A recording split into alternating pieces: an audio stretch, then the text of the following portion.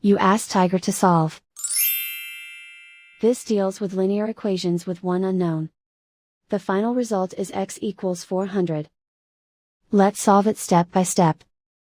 Simplify the expression. Break up the fraction.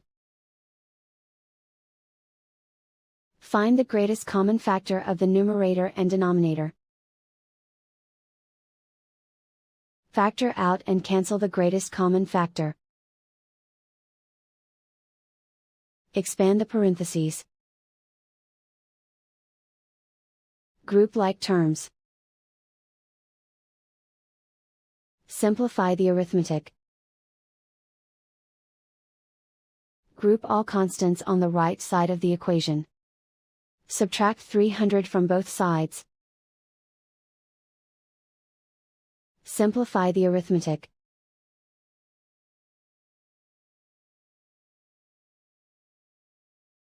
Isolate the x. Multiply both sides by inverse fraction 2 over -1. Group like terms. Multiply the coefficients. Simplify the arithmetic.